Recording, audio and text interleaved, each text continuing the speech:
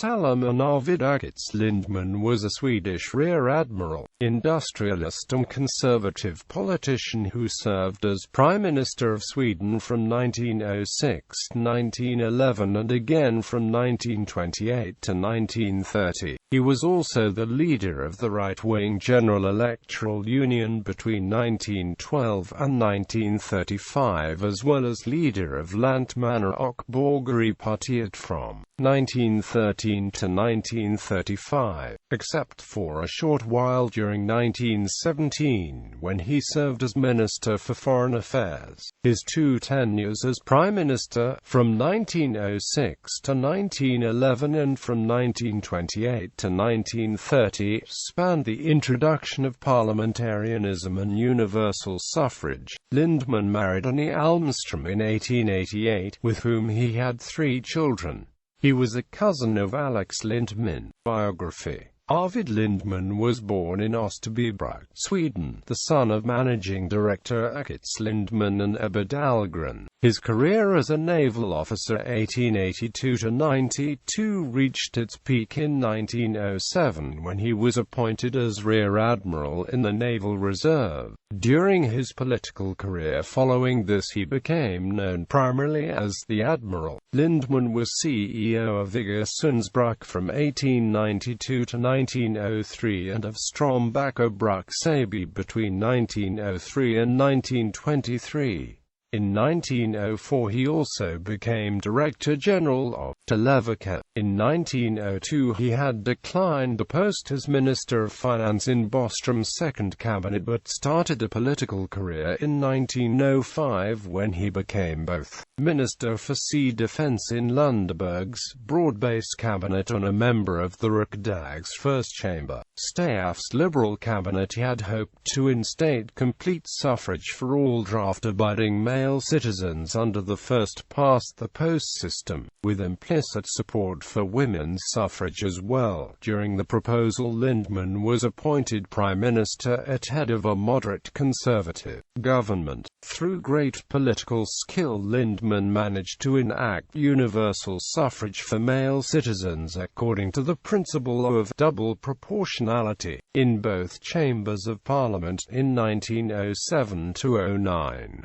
His 6-year government oversaw a number of reforms in the areas of industry, schools and social politics. A defense committee was appointed. Decisions were made to build up the navy, and the international position of Sweden was confirmed in the Nordic and Baltic Sea agreements. Political and economic opposition resulted in the general strike of 1909, but the strike failed, and Lindman's government was allowed to remain in power, ostensibly supported by the king. Extended suffrage and proportional representation had preserved the right as a parliamentary force, yet contributed to a success for the left-wing coalition. When the Liberals and the Social Democrats won the election for the second chamber in 1911, Lindman transferred to the second chamber where he was chairman from the second chamber right 1912–35, with an interruption in 1917 when he became Minister for Foreign Affairs in Swartz's cabinet. As a leading right-wing politician, he had given advice to the king about the creation of the Hammarskjöld and Swartz cabinets, with the goal of blocking the more hard-edged conservative leader of the first chamber right, Ernst Trygger. During the years 1913–35, Lindman was chairman for the National Organization of Right-Wing Parties, the General Electoral Union, the predecessor of the present Moderate Party, and as such was a driving force in the work to modernize the party organization, especially after the constitutional change in 1918 which instituted universal male suffrage. Among other innovations, he hired an airplane campaign to take him on speaking tours of the country and introduced the political poster. The GEU lost its status as largest party in 1917 to the Social Democrats, which has retained it since. Proportional representation, however, managed to sustain a considerable support, though surpassed by both Liberals and Social Democrats, with the single-member constituencies advanced by staffs. Liberals had likely diminished all influence. After a hard-fought electoral campaign in 1928, when the Social Democrats had controversially formed a coalition with some communists and suffered great losses in the election, Lindman formed a right-wing government in minority, after the Liberals and the Free-minded had turned down the King's request for a broader centre-right majority government. Among the things this government did, the calling of the Conference on Peace in the Workplace in 1928 is worth mentioning. The government resigned in 1930 after the Free-minded and the Social Democrats blocked the proposition for raised customs duty on grain, the goal of which was the strengthening of the agrarian sector. No party or union commanded a majority, which made the 1920s and early 1930s notoriously turbulent. Lindman was a modern kind of party leader, who with involvement and eloquence turned directly to the voters.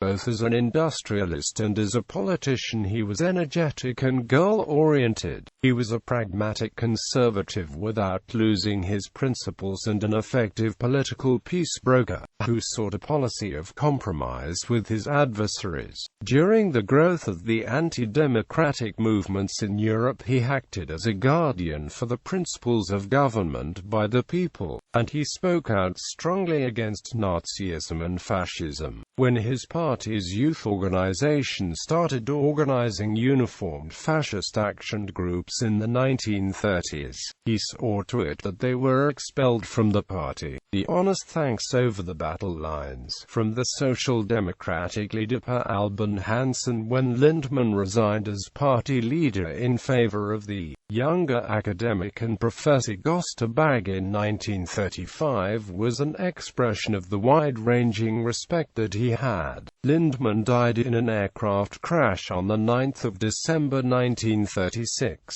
when the Douglas DC-2 in which he was traveling crashed into houses near Croydon Airport just after taking off in thick fog.